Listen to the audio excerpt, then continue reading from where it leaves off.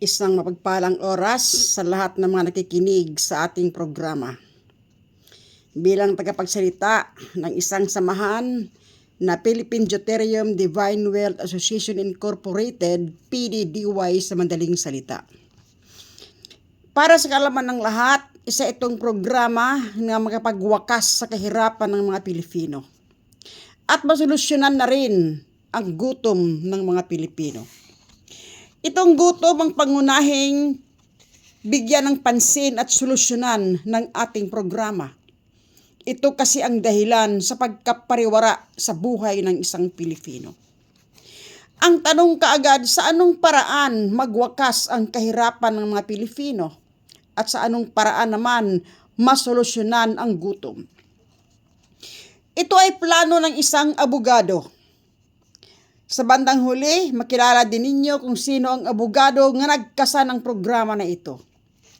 Ibig niyang magbitaw ng puhunan, isang malaking puhunan para sa isang malaking negosyo na ang kita itutulong sa mga magiging miyembro ng ating korporasyon o negosyo. Sa pamamagitan ng benepisyo mula sa buwanang kita ng negosyo, yan ang tulong na matatanggap ninyo. Kaya ang benepisyo na ito nga handog natin maaring buwan-buwan. Gawa ng habang umaandar ang negosyo at may kita, tuloy-tuloy ang benepisyo. At kung maaari, habang buhay na rin. Kasi may plano siya ng negosyo na ito ipamana sa mga Pilipino.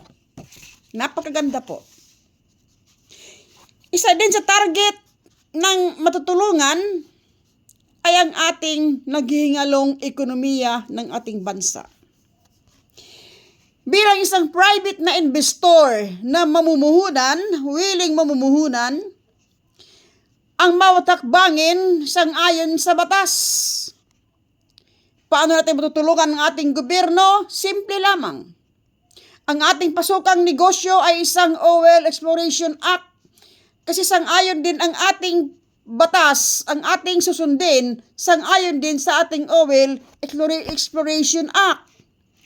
Ito ay nakasaad sa ating batas Republic Act noong 1972 sa panahon ni Marcos, ang 60-40. 60-40 na hatian sa negosyo ng mga private na investor nga magninegosyo sa Pilipinas. Pasok tayo doon. So, ang 60% ating itulong sa ating gobyerno, ayon sa batas, ang 40% ang mapupunta sa atin bilang private na investor at dito sa 40% na ito, dito manggagaling ang benepisyo na handog ng PDDY na itutulong sa mga pobreng pamilya. Yun ang plano na pakaliwanag. So, dalawa ang target nga matutulungan natin. Gobyerno, makakaahon ang ating ekonomiya at ang 70% makaahon din ang mga pobre. Bitbitin natin ang mga pobre. Ang 70%, yun ang target natin. Okay. May katanungan. Ano ang target na negosyo? Nga sabi ay Oil Exploration Act. Konting kapaliwanagan. Ang Pilipinas hitik na hitik sa kayamanang hydrogen gas. Sa ibang termino, deuterium, hindi ito maitanggi. Dahil pinapatunayan ito ng isang Pilipinong dalubhasa. Isang scientist po. Siya si Dr. Anthony B. Halog, na ilathala sa mga pahayagan. Ayon sa kanyang sinasabi na ang dambuhalang deuterium nga nakadeposito nito sa buong mundo dito lamang makukuha sa Pilipinas. Ang kanyang mga pahayag pinaniwalaan ng buong mundo. Kaya sa totoo lang, ang buong mundo ngayon nakatutok sa Pilipinas dahil sa kayamanang ito. Kaya nag-alala ang isang abogado Kung papasok sa atin ang mga investor at magdinegosyo sa ating kayamanan, paano ang mga Pilipino? Paano kayo? Paano kayo matutulungan? Paano kayo makaahon sa kahirapan kung ang magdinegosyo nito ay mga foreigner, wala kayong share? So nag-alala siya. Hindi maiwasan ang pagpasok.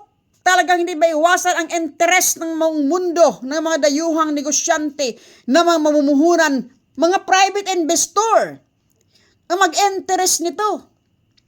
Kasi itong hydrogen gas deuterium na nasa Pilipinas, ito ang kapalit sa maglahong gasolina sa Saudi Arabia, gitnang silangan po, particularly Saudi Arabia.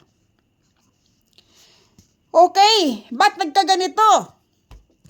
Kasi nakitaan ng mga sayantist na ang gasolina sa Saudi Arabia mauubos na.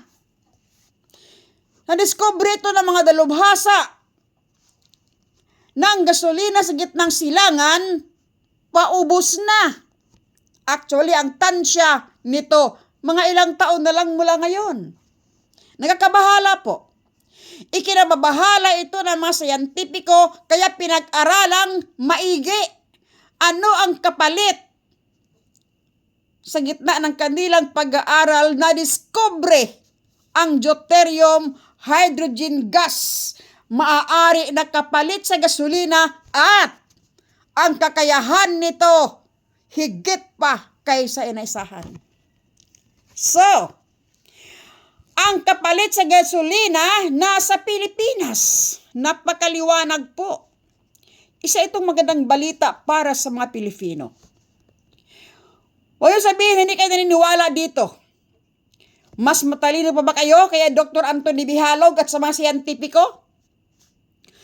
Tunay ang istorya ng deuterium sa Pilipinas. Okay. Sa Pilipinas, nakita ng mga dalubhasa ang dambuhalang deposito ng hydrogen gas. Okay. Dahil nandito sa Pilipinas, sa totoo lang, ang istorya nito na ibaon sa ating kasaysayan. Ibig itong iproyekto ni Marcos Ferdinand Sr. noong 1980s kasama ang proponent na si Cesar Escosa.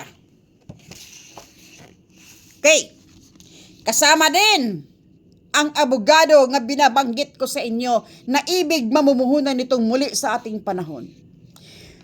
Pinag-aralan nila ang Surigao at ikasa ang proyekto kaya ninanais ni Marcos na yumayaman ng Pilipinas noong kanyang panahon. Ibig yung proyekto baga ito.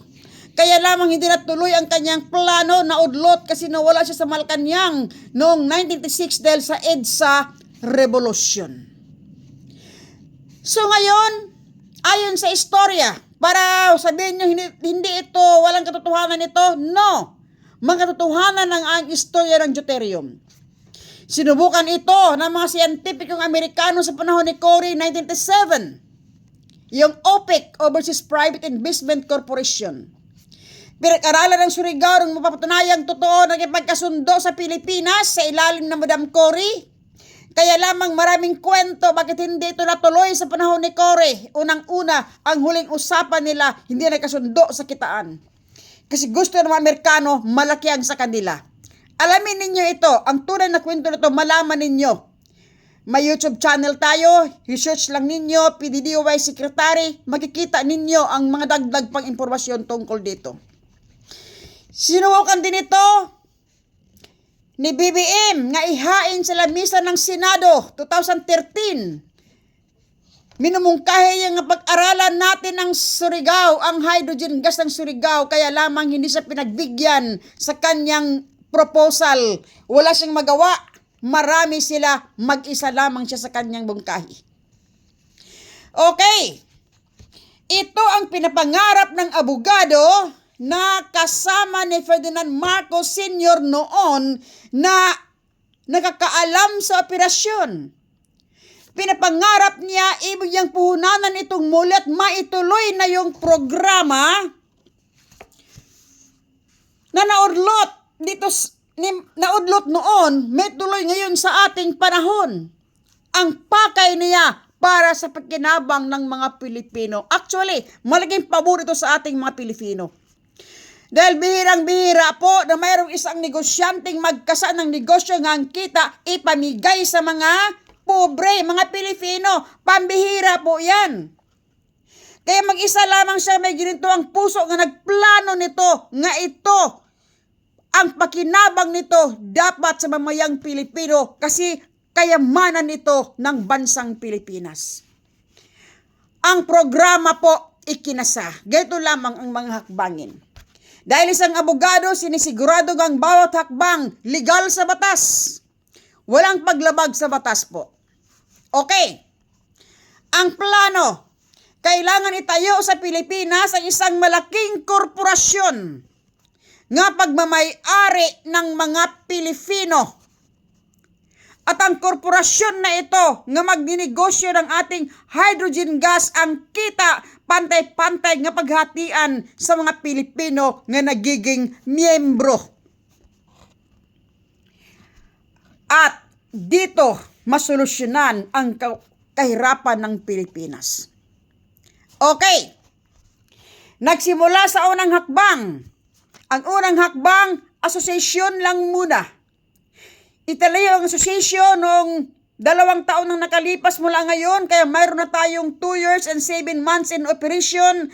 Tuloy-tuloy ang paghanap sa mga pobre nga gawin nating may-ari sa ating korporasyon. At ang target natin nga magiging may-ari, 70% lamang ang dapat magbenepisyo na matutulungan sa pamamagitan ng buwanang kita ng ating negosyo. Ang tanong, ba't 30% lang? 130 o 120 o 110 million ang populasyon, ang ating target 70% lamang. Ba't ganun? Pilipino din sila. Ito po ang paliwanag. Ayon sa survey ng NIDA, ang pobre sa Pilipinas, 70% lamang ang nangangailangan ng gutom. Ang 20% nito ay middle class, may pera, may bahay, may sasakyan, may kayamanan, hindi kailangan ng tulong. Ang 10% lalo na nagkontrol ng mga malaking negosyo sa Pilipinas, hitik na hitik sa kayamanan, hindi nakakaramdam ng gutom, kailangan ng tulong. Di ba hindi? Okay. Ang plano, pag nakuha na ang target ng numero, isara ang programa, yung pag-listing ba sa mga pobre, isarado natin. Bakit po? Kasi magmumove, magpurso tayo sa pangalawang hakbang. Ang pangalawang hakbang, iparehistro ang grupo sa isang korporasyon. At ang hakbang na ito allowed sa batas, allowed ang isang korporasyon nga magpurso sa negosyo. At pag tayo ay naging isang korporasyon na, ang mga miyembro habang asosasyon pa tayo, automatic magiging may-ari o incorporator. Yan ang plano. Yan ang protocol. So, bandang huli, tatayo sa Pilipinas ang isang malaking korporasyon nga pagmamay-ari ng mayoryang Pilipino kasi 70% ang target po natin. Ang ating iwanan, yung mayaman lamang, yung mga pobre, kunin nating lahat para gawin nating may-ari sa ating korporasyon. Kaya may nagtatanong dito, magninegosyo tayo ng hydrogen gas, malaki ang puhunan nito. Gawin kaming may-ari, mag-ambag ba kami ng puhunan kung magsimula yung negosyo? Hindi po. Meron na tayong benefactor, mayroon ng mamumuhunan para sa atin.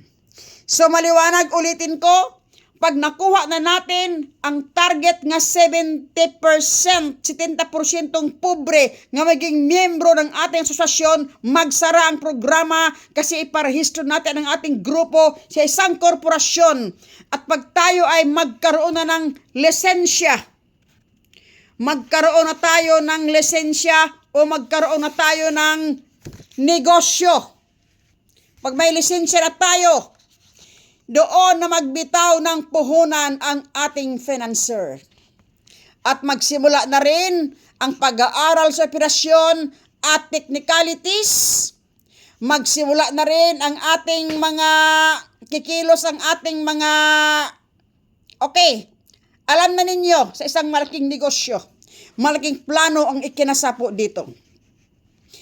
At pag nagkataon yan, mag-propose tayo sa ating gobyerno, magipagkasundo tayo sa ating gobyerno, maghain tayo ng proposal nga ang korporasyon natin magninegosyo sa ating kayamanang deuterium bilang isang pribadong negosyante, private na investor. Hindi tayo konektado sa ating gobyerno, pero target natin nga matulungan ang ating gobyerno at makaahon ang mamamayang Pilipinas. Yung pobre lamang ang dapat iahon. Paano natin iahon kung nakakaahon na? Maliwanag, no? Joke lang po yan. Okay. Pag kumita na ang ating negosyo, magsimula kaagad ang benepisyo at makaahon na kayo sa kahirapan. May nagtanong dito, payagan kaya tayo ng ating gobyerno nga magkasad ng negosyong hydrogen gas?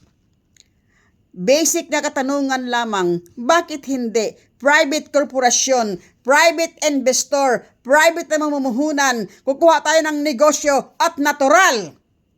Kung payagan ang mga dayuhan, Pilipino, hindi papayagan?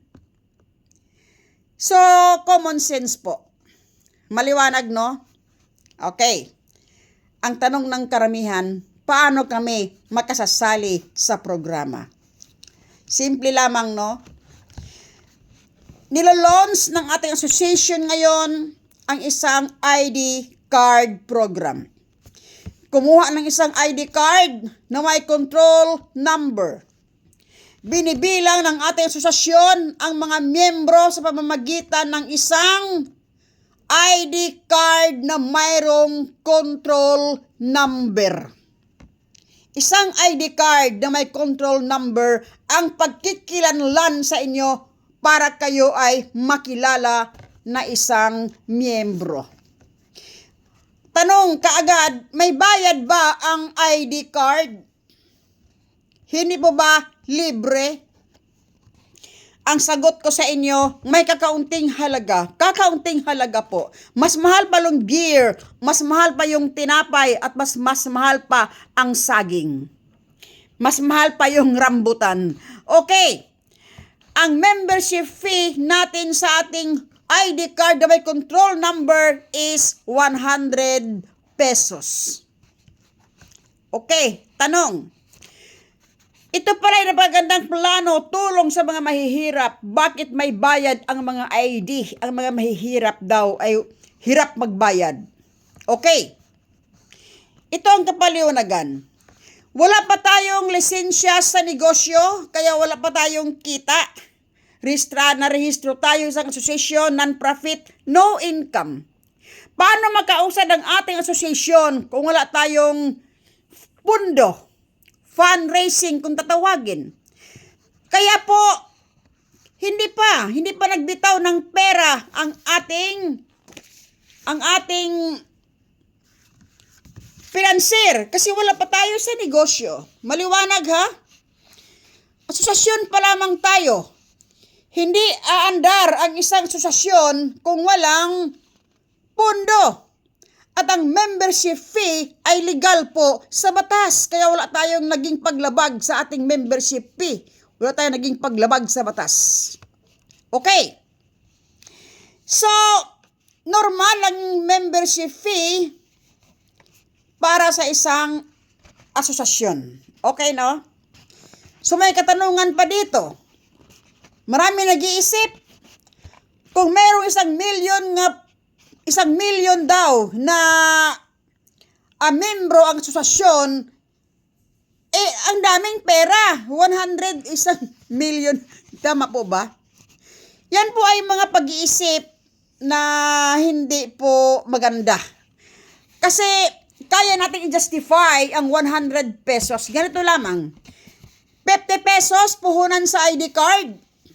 And then, ang 50 pesos, binigay natin pinaghati-hatian nga tulong sa mga coordinator. Kawawa naman ang coordinator kung hindi natin bigyan ng kaunting tulong, pang gasolina man lamang, o pang masahe, o pang merienda, pang bili ng mani. Okay, pangkilos ng ating mga coordinator. Hindi po naipon ang pera ng asosasyon. May operation po eh. Kung walang operation, malamang maraming pera. Pero sa tingin ba ninyo yung pinaghatatian ng 50 pesos ng coordinator at yung 50 pesos na puhunan sa ID ninyo, kasya? Actually, wag masyado mag-expect ng isang magandang ID. Hindi ito PVC card. Mahal ang PVC. Baka hindi makukuha niyo sa 100, 150 o 300. Kamahal po. Ito ay isang karton lamang, hindi po kagandahan. Manipis. Pero ingatan lamang ninyo. Ipalaminate ka agad. Pag napasa kamay nyo na, para hindi masisira. At pangalawa, tayo ay napagkamalang scammer dahil sa ating 100 pesos na ID card. Okay, no? Hindi po tayo scammer. Kasi ang ating programa tunay, hindi tayo fake, kumpleto tayo ng legalities, at pangalawa, pagbigay mo ng 100 pesos para sa iyong membership fee, agad-agad, matik, makukuha mo kaagad. Kaliwaan po ang iyong ID card. Okay. Ang ating ID card, pangit man itong tingnan. Pero ito ay temporary lamang. Ang mahalaga sa ID card, itong numero. Ito kasi ang magtuturo o pagkilanlan na ikaw ay isang beneficiaryo. Ito ay hindi renewable. Minsanan lang kukunin sa buhay mo. Minsan ka lang mag-secure ng isang numero. Isang numero lamang bawat tao kasi ang isang numero, isang beneficiaryo. Kaya kung maaari, miyembro ng pamilya, kung ilan man kayo, mag-secure ng isang control number kasi isang control number, isang benepisyo para lahat kayo ay mayroon. Batang panganak, pwede nyo nang sasali kasi lalaki din yun. Okay. Bawal magdoble. Hindi maaaring dalawa ang ID mo sa isang pangalan kasi nilabas ng computer ang ID card na nakamonitor. Pag double entry ang pangalan mo, automatic magbura ang computer. Kaya please, isang control number lang bawat isang tao ang dapat. Okay, no? So, maliwanag po. Kaya kung kailangan, mag-secured na kayo sa lahat ng mga nakakarinig ngayon. Ibalita ninyo ito sa inyong mga kapitbahay, kamag-anak, kaibigan, mag-secured kayo ng isang ID card na mayroong control number. Ito kasi ang basihan ng ating beneficiaryo. Okay, maliwanag, no? Okay. Ang PDDY ID card, ito ang paliwanag. Ito ay cartoon man kung maturingan, pero ito ay temporary lamang. Isa lang itong tools o paraan para mabilang ang mga membro ng ating asosasyon. Pag may negosyo na tayo, may kita na, may pera na, lahat ay magagawa. Actually, preparasyon lamang itong ID card sa isang sistema para sa benepisyo. Ang dami kaya natin, 70 million na magbenepisyo. Hassle masyado kung nakapila kayo sa mga bangko o sa mga opisina. Kaya, ang 70 million, preparasyon, pag may kita ng ating negosyo, lahat kayang gawin. Bawat sulok ng Pilipinas kung nasaan ang ating mga beneficiaryo, maglagay tayo ng tinatawag na automated teller machine. Makina, machine. Kayo mga ID ninyo ngayon, hindi ba yan hindi tatanggapin sa mga ATM machine? Kaya ang ating kumpanya o korporasyon maglabas ng mga ATM card na base sa mga numero na nakalista, naka-encode sa ating database system. Para hindi na mahirapan ang ating mga beneficiaryo, magtayo tayo sa bawat sulok ng Pilipinas kung nasaan ang ating mga beneficiaryo. Pinakamarami nandoon ang ating automated teller machine para hindi na kayo mahirapan sa magtanggap ng inyong mga share sa negosyo nating mga Pilipino. Kaya sa mga nakapakinig ngayon, secured na kayo ng isang numero para sa benepisyo sa hinaharap. Ito ang programa na pagwakas sa gutom ng mga Pilipino at makakaahon na rin ang ating bayang Pilipinas. Ang programa na ito, huwag baliwalain. Hindi ito nagbibiro. Napapanahon, kailangan matupad sa lalong madaling panahon. Hindi ito plano ng tao, plano ito ng Diyos sa langit. Magpalit ng enerhiya ang ating planeta at ang deuterium ang maging kapalit.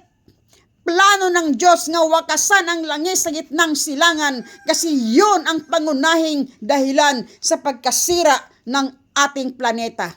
Yung carbon emission, usok na likha ng gasolina, kaya plano ito ng Diyos, nagkataon na Pilipinas ang pinagbigyan nito. Kaya actually, isang napakagandang balita ito para sa iyo, kapwa ko Pilipino. So ang ating mga coordinator, alamin ang mga coordinator, malalaman ninyo, puntahan niyo ang aking channel, YouTube channel, i-type ninyo PDDOY Secretary sa madagdag informasyon. Maraming salamat po.